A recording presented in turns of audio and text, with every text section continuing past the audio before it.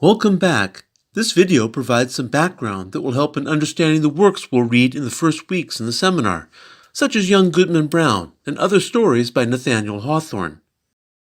This better be good. The topics we'll be covering are Puritanism, captivity narratives, and Benjamin Franklin. All these are part of the second period, the literature of colonial America, which begins in 1620 with the arrival of the Pilgrims in New England and ends in 1776 with the Declaration of Independence. You might ask why the period doesn't start in 1607, when the first permanent English colony was established in Jamestown. Why with the second group in 1620? The short answer? The North won the Civil War 2 centuries later, and thus their version of history won out. After all, these two colonies were the beginnings of the division into two main regions of the U.S., and the North preferred their version. But the answer also lies in the nature of the two colonies. Jamestown started out as an economic enterprise. Plymouth and the region that became New England began largely as a religious experiment. That is why it is important to understand Puritanism. What did the Puritans believe in? They believed in natural depravity, that man was born bad, in predestination, that God has already decided who is going to heaven and who not, and that God acts in the world. In other words, you couldn't change your fate, nor could you know it. All you could do was observe the world around you to look for signs of salvation. You had to do good, although even this would not determine your fate. Because of this, they studied the world around them, looking for signs of salvation, and were interested in history. Was God showing them a sign? One of the most famous books of the era was one that documented the history of the Pilgrim colony, entitled Of Plymouth Plantation. It was written by William Bradford, the leader of the colony.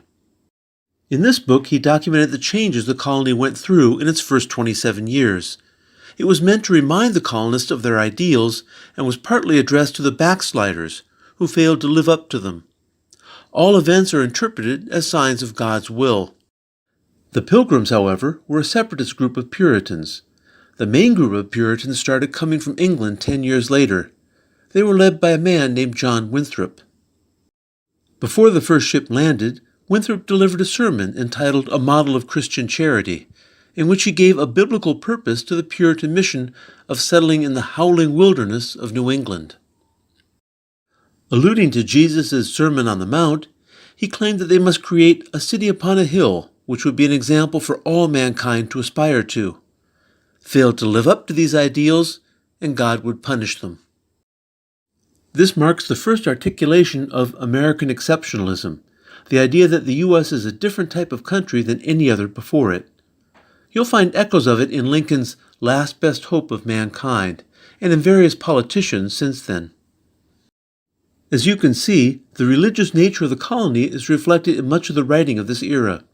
And right they did, because the Puritans tended to be educated, middle-class people. Another reason why they dominated literature in this era. Religious influence can be found in other writers, such as Anne Bradstreet, who wrote about family life, her Puritan faith, and the role of women. Writing poetry was not a typical occupation for a woman at the time, yet her writings were popular in England as well as North America.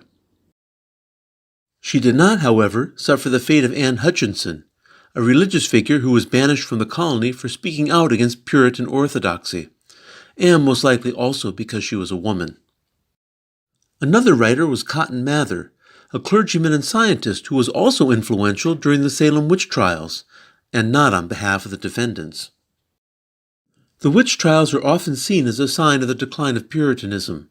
By 1740, the Puritan Church was pretty much dead in North America, but not before it had helped give birth to the first truly original literary genre in the New World, the captivity narrative.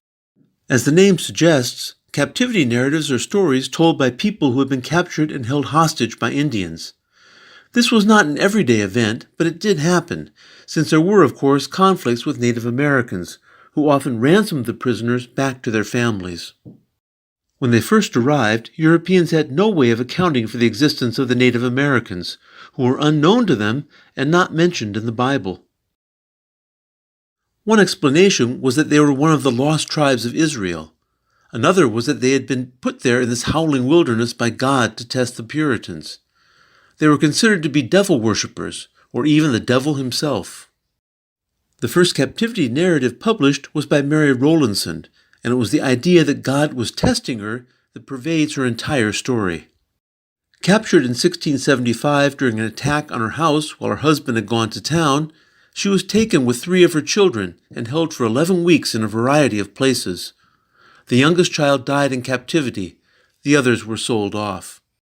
Interesting here is not only the religious aspect of her story, that her faith helped her survive, but also how this story has been interpreted over the years.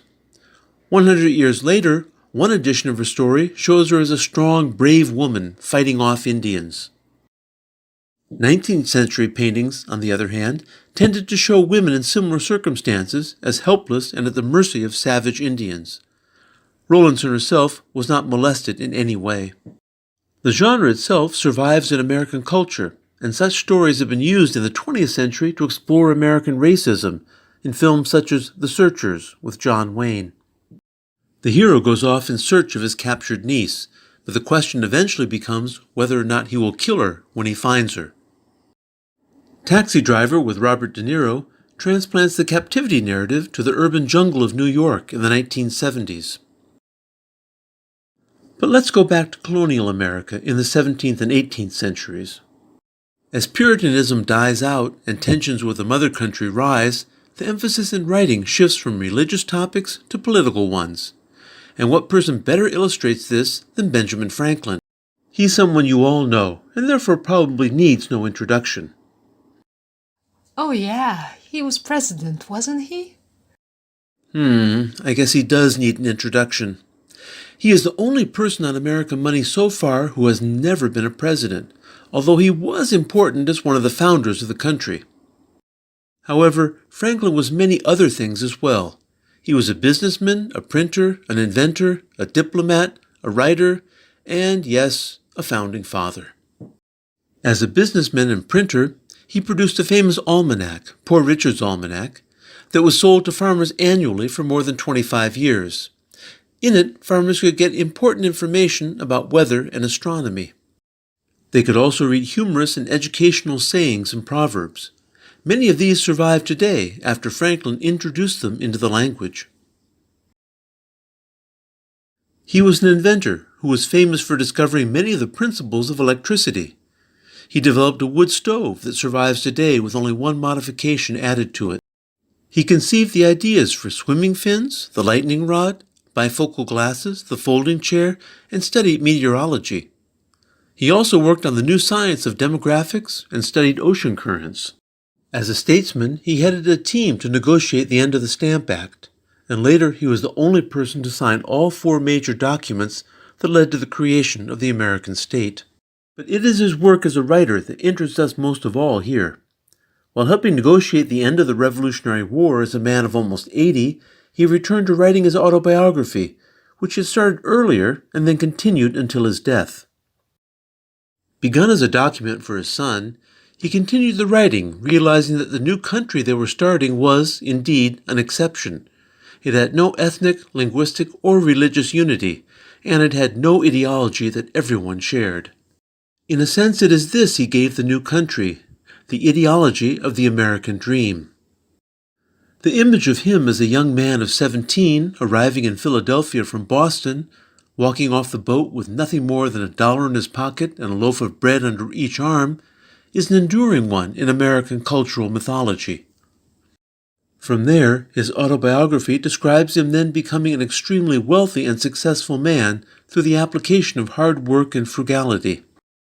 Essentially, Franklin took Puritan ideas and took the religious aspect out.